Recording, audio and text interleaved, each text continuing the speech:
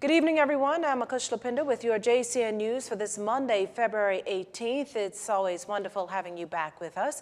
Days into its unrest, and CARICOM heads are trying to determine how best to quell the island's situation that in international reports indicate will breed even more violence. And that could very well lead to added apprehensions in Bahamian waters.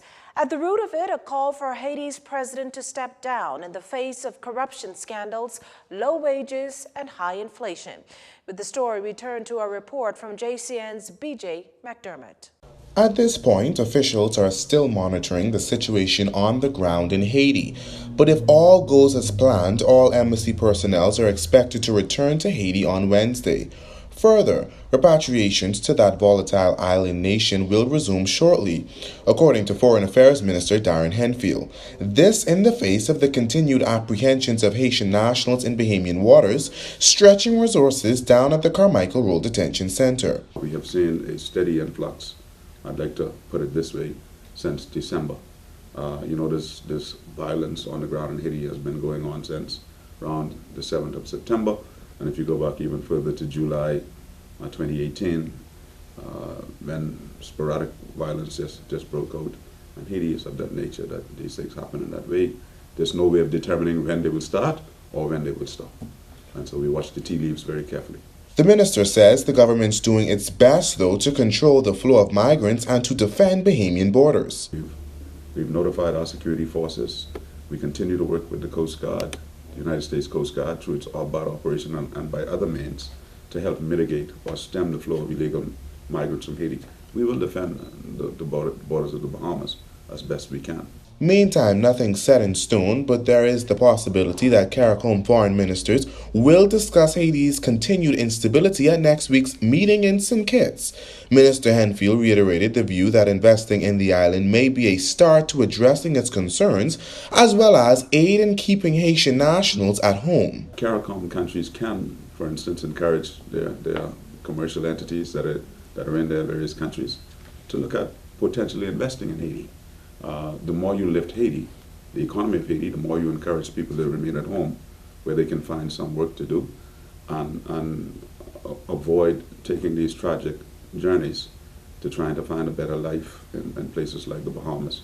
These are economic refugees, and the more you can do at home in Haiti to keep them at home, I think that's the best outcome. More than 20 Haitian nationals were killed when their 40-foot sloop shipwrecked near Manawarki, Abaco earlier this month. The survivors have since been charged with illegal landing.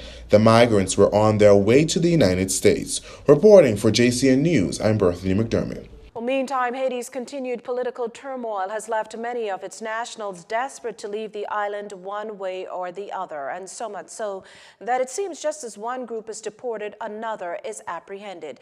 Just this past weekend, a civilian pilot spotted the latest group of 64 aboard a wooden sloop in the area of Scrub Key.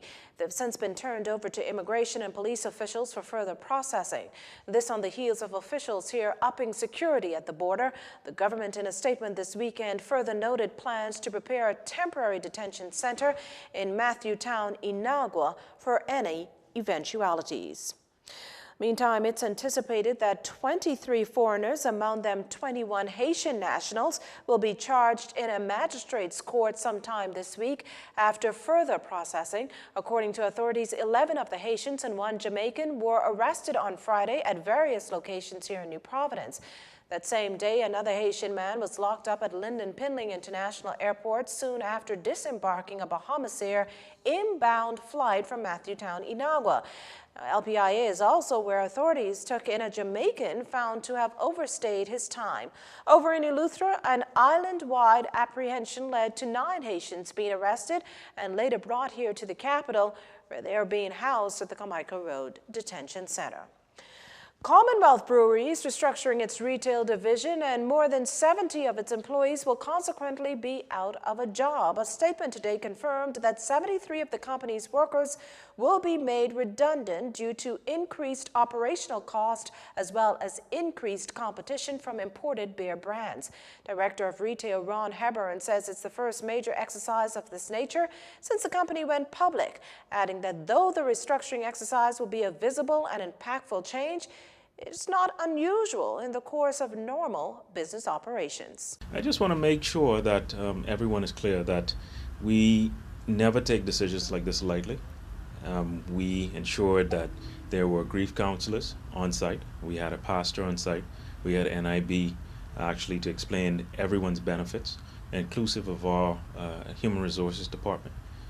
So our staff were well informed, and they received the necessary counseling for those that required it. He added that this is by no means a negative indication of the health of the company, rather a sign of CBL's commitment to continue and thrive in this dynamic business environment. The restructuring exercise affects 53 employees from New Providence and 20 from Grand Bahama. Affected employees received 4 weeks' pay for every year employed for up to 48 weeks. They were also paid their accrued vacation and offered 1 month free health insurance. You're watching JCN News. Stay with us. This segment of the news was brought to you by Alive.